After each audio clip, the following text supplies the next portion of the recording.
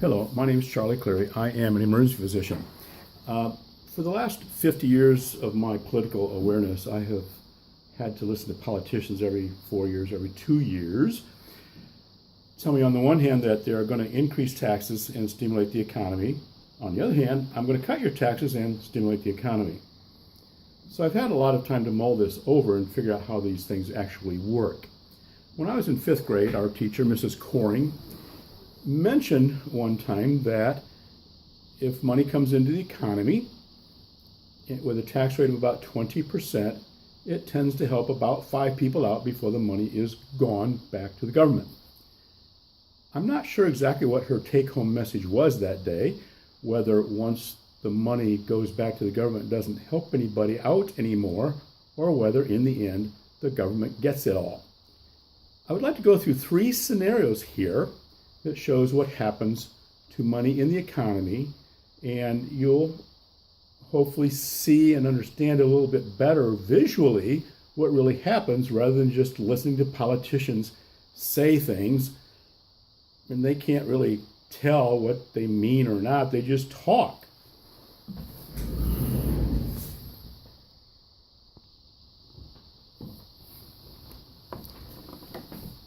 Well, for our first scenario, this is going to be a normal economy without government interference or involvement.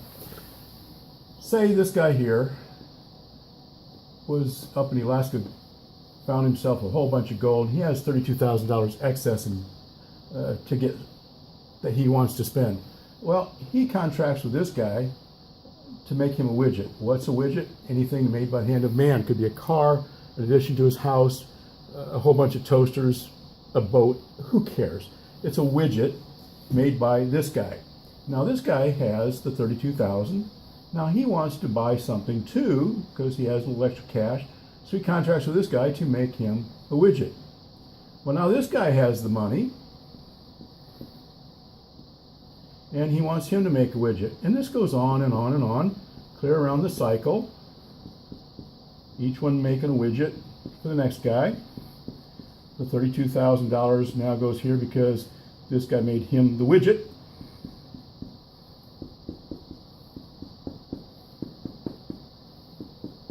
Because in the end, this guy here has the $32,000.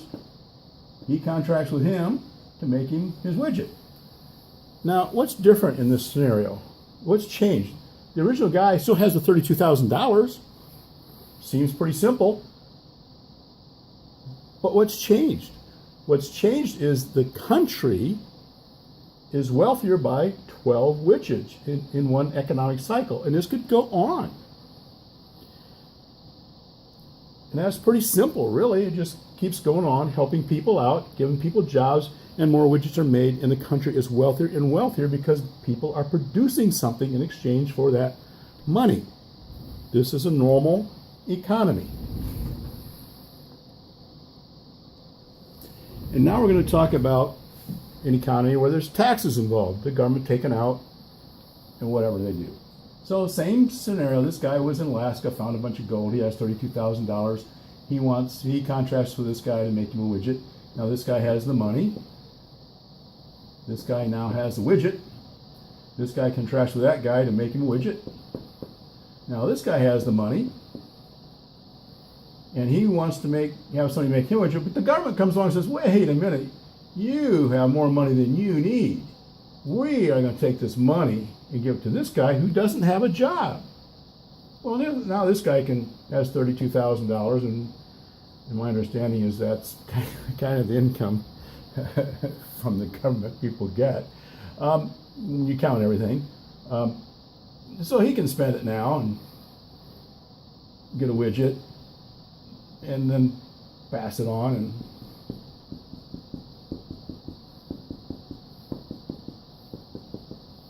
And so in the end, this guy once again has the $32,000. The money is the same, the cash in the system is the same.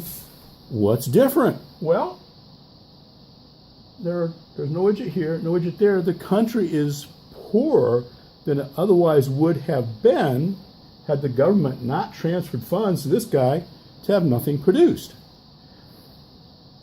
Well, the country gets poorer than it otherwise would have been when the government takes taxes from people who seem to have too much money, whatever that means, and gives it to people and expects nothing in return. Well, I guess they could also take the money from this guy and give it to this guy since he doesn't have anything. And then he can contract with this guy and make a widget. But then this guy's left out. In the end, somebody doesn't have a job, they don't have money, they don't have income, they don't have food. What are they going to do? Rob a bank? I don't know. That could be why so many people out there doing dumb things and going to jail. Because they don't have jobs, they don't have money. And in the end, quite frankly, each time the government transfers funds, takes somebody's money that they would otherwise spend and give to the next guy anyway, they've denied a job because this guy doesn't have a job because he got bypassed. This guy doesn't have a job because they paid him not to work. So it's an insane situation. You can, I don't know, people say, well, there aren't enough jobs out there. Well, where did the jobs go? Well, frankly, somebody said that a guy doesn't have to work unless he can make X number of dollars an hour. Companies say, well, geez, we can't produce things with that kind of labor expense. I guess we just won't open a company. Well, maybe in China. So, it's a problem because government short circuits the economic cycle. Well, but wait, it gets worse. You wonder, how can it get worse? Well, here's how. Same scenario number 3. This guy went to Les, got a bunch of money. He contracts with this guy to make him a widget. He has the money. He says, okay, I want a widget, different kind of widget. I want a car. This guy wanted a housing edition. I don't know what he wanted. So now he has the money. Government comes along and says, well, wait a minute, you have too much money. I'm going to take it from you and give it to another country. Another. Wow, now what? That really short circuits our economy. The other country, of course, is happy, quite happy. But what happens to all these guys? The money's gone. He's not going to work for nothing to make a widget, and neither are these guys. It's gone. Now, our government gives money to other countries, gives it to the International Monetary Fund, supports all these things, but the money goes permanently.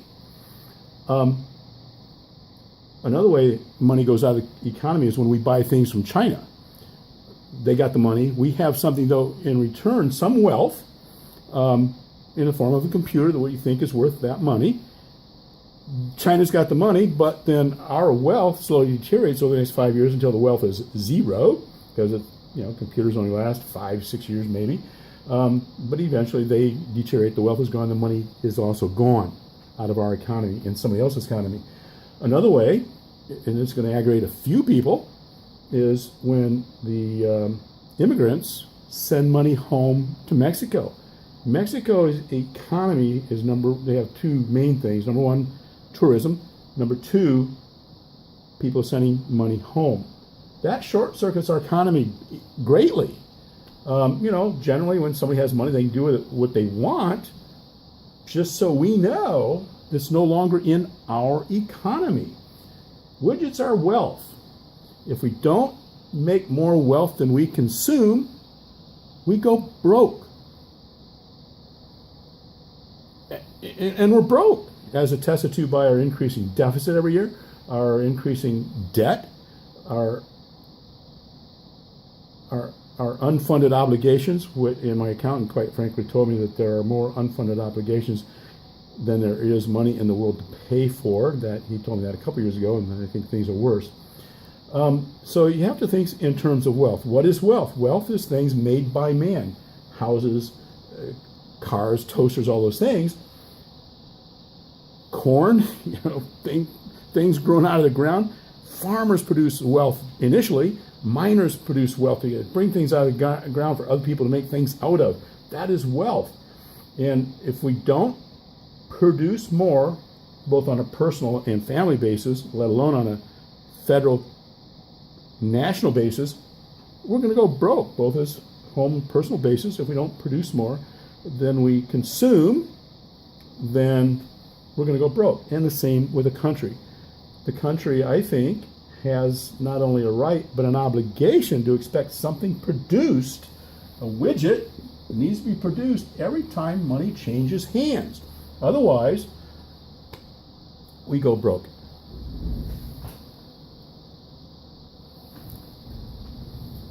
Another thing I'd like to bring up is what jobs actually create wealth. I mentioned farmers, miners, factory workers of all sorts, people that manufacturing things. Police, no, they don't. They consume, but they don't create anything. But they consume the wealth of the country. They're necessary. We're glad to pay them. Military, we need them, unfortunately, but it's a fact. We do. They destroy wealth, consume wealth, and when we're at war, they try to destroy the other country's wealth in tremendous amounts. And so the world's wealth is decreased greatly when there's a war. Agency workers from the federal government, do they produce anything? Not a bit. They consume. We have 535 congressmen and senators. They each have up to 18 employees, so there's 10,000 more employees there. They consume. They don't produce a thing, but they're consuming the wealth of the country. And all this adds up. And indeed, there are more government employees than private sector employees. And so those people consume but don't produce, except for the Treasury Department, who makes these pretty little green things called dollar bills. So we have to think in terms of what jobs actually create wealth versus don't, and look around, and what the jobs that create wealth, they're at least producing what they consume, if not more. But in general, this country is consuming more wealth than they produce. This, quite frankly, I think needs to be changed around. We're running out of time. Put your comments down if you like. If you disagree, show me how it works. There will be some PhDs from University of Michigan, Notre Dame, I don't care, University of Southern California, whoever, will say, oh, economics is much more complicated than this. Look him straight in the eye and said, no, it really isn't.